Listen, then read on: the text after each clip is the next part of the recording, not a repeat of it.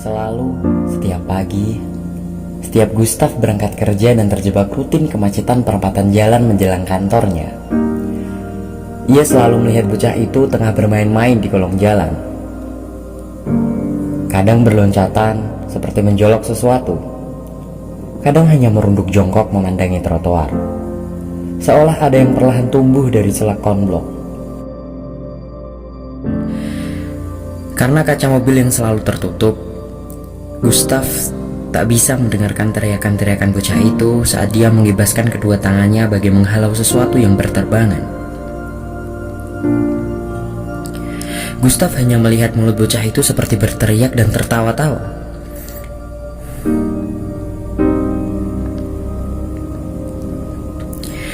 Kadang Gustaf ingin menurunkan kaca mobil agar ia bisa mendengar apa yang diteriakan bocah itu. Tapi Gustaf malas menghadapi puluhan pengemis yang pasti akan menyerbu begitu kaca mobilnya terbuka.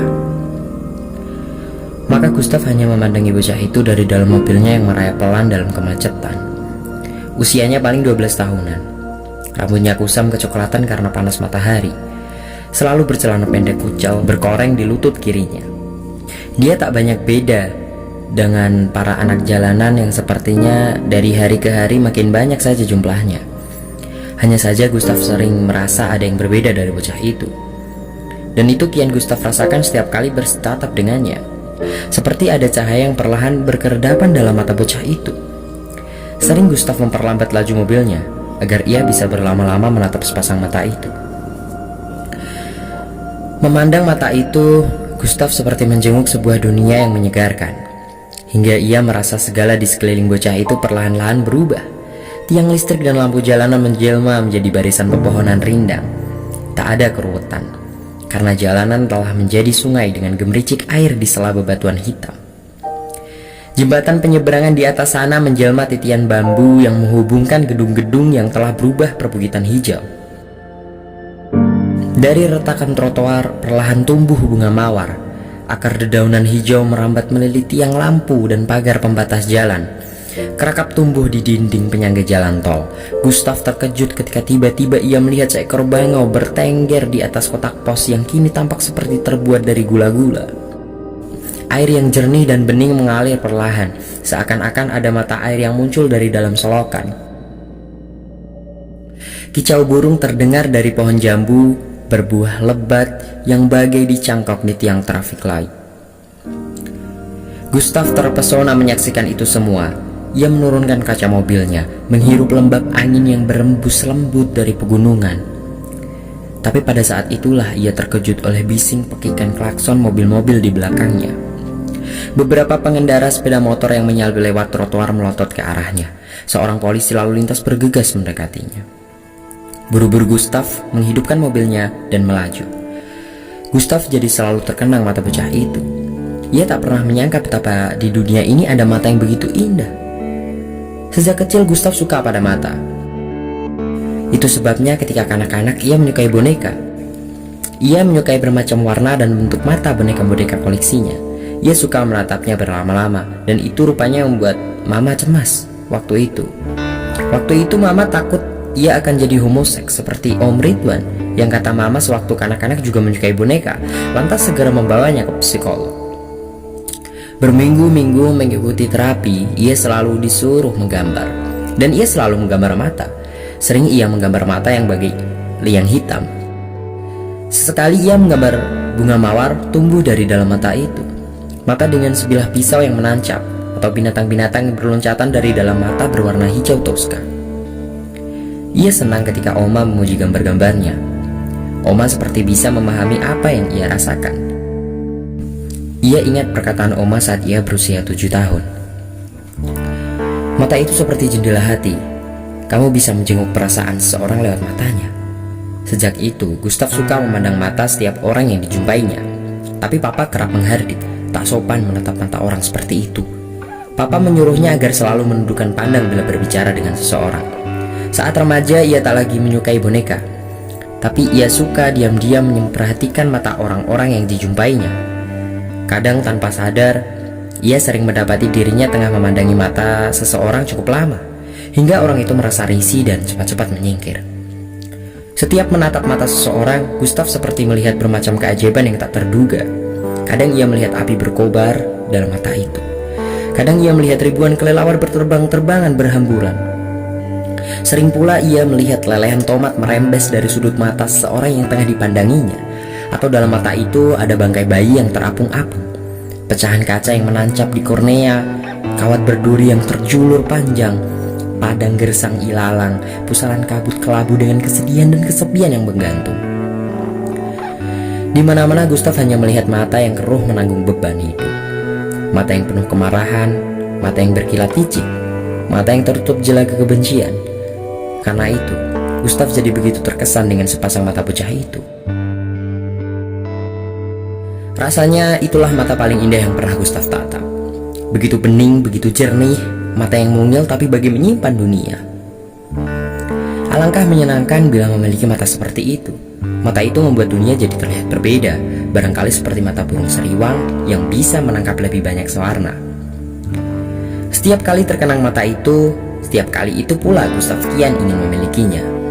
Sembari menikmati secangkir cappuccino di coffee shop sebuah mall, Gustav memperhatikan mata orang-orang yang lalu lalang. Mungkin ia akan menemukan mata yang indah seperti mata bocah itu. Tapi Gustav tak menemukan mata seperti itu. Membuat Gustav berpikir, bisa jadi mata bocah itu memang satu-satunya mata paling indah di dunia. Dan ia makin ingin memiliki mata itu, agar ia bisa memandang semua yang kini dilihatnya dengan berbeda. Gustav kini bisa mengerti kenapa bocah itu terlihat selalu berlarian riang. Karena ia tengah berlarian mengejar capung yang hanya bisa dilihat matanya. Bocah itu sering berloncatan, sebab itu tengah menjoloki buah jambu yang terlihat begitu segar di matanya. Mata bocah itu pastilah melihat sekawanan burung gelatik terbang merendah bagai hendak hinggap kepalanya. Hingga ia mengibas-ibaskan tangan menghalau agar burung-burung itu kembali terbang. Ketika berjongkok, pastilah bocah itu sedang begitu senang memandangi seekor kumbang tanah yang muncul dari celah kanblok. Semua itu hanya mungkin karena mata mungil indah bocah itu bisa melihat dunia yang berbeda, atau karena mata mungil itu memang menyimpan sebuah dunia. Tentulah menyenangkan bila punya mata seperti itu, batin Gustav. Apa yang kini ia pandangi akan terlihat beda. Es krim di tangan anak kecil itu mungkin akan meleleh menjadi madu. Pita gadis yang digandeng ibunya itu akan menjadi bunga lili. Di lengkung selendang sutra yang dikenakan menekuin di etalase itu akan terlihat kepompong mungil yang bergeletaran pelan ketika perlahan-lahan retak terbuka dan muncul seekor kupu-kupu. Seekor kepik bersayap merah berbintik hitam tampak merayap di atas meja. Eceng gondok tumbuh di lantai yang digenangi air bening. Elevator itu menjadi tangga yang menuju rumah pohon di mana anak-anak berebutan ingin menaikinya.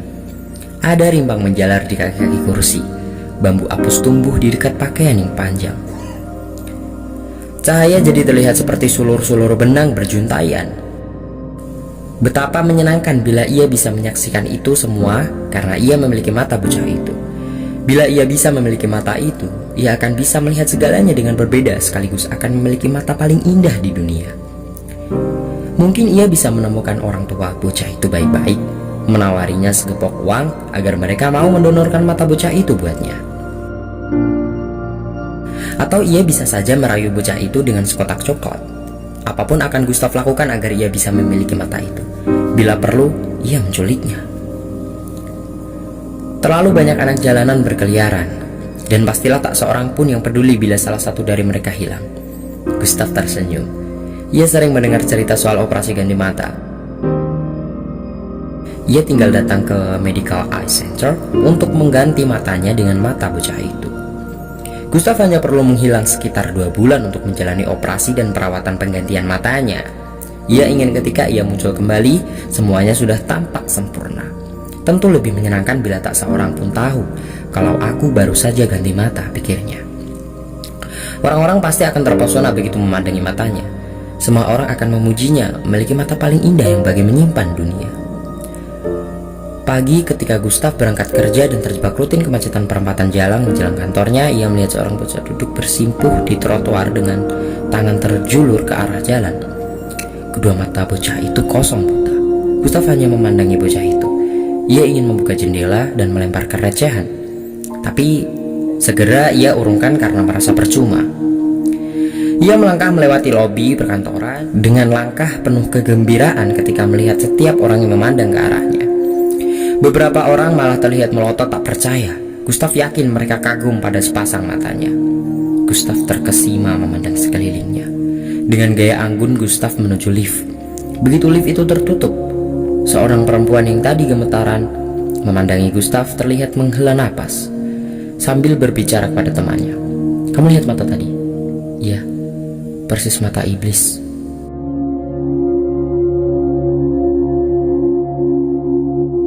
Cerpen karya Agus Nur ini merupakan salah satu cerpen yang terdapat dalam kumpulan cerpen Kompas Pilihan 2005 hingga 2006 yang berjudul Ripin.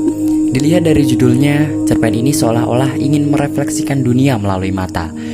Pengertian mata menurut Kamus Besar Bahasa Indonesia edisi kelima berarti indera untuk melihat, indera penglihat. Manusia memahami dan menikmati dunia dengan matanya, menyimpannya dalam memori apa-apa saja yang tertangkap oleh mata. Totalitas dalam unsur-unsur pembentuk cerpen ini membentuk sebuah makna. Melalui pembacaan, kita memperoleh makna mata yang hendak digagas oleh pengarangnya. Gagasan yang muncul dalam perkataan Oma, "Mata itu seperti jendela hati, kamu bisa menjenguk perasaan seseorang lewat matanya." Gustav memang mampu menukar matanya dengan mata bocah jalanan itu dengan proses operasi.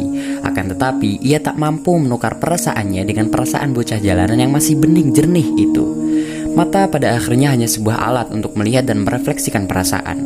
Mata bocah jalanan yang telah direbut dengan paksa dan dipasangkan di mata Gustav itu tak lagi menggambarkan perasaan si bocah jalanan, tetapi perasaan Gustav.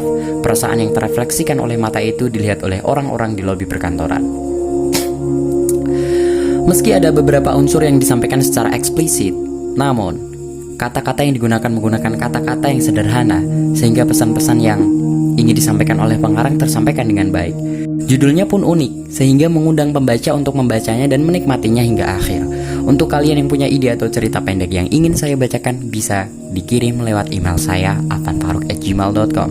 Cukup sekian, tetap jaga kesehatan. Saya Afan Faruk pamit undur diri dan sampai jumpa.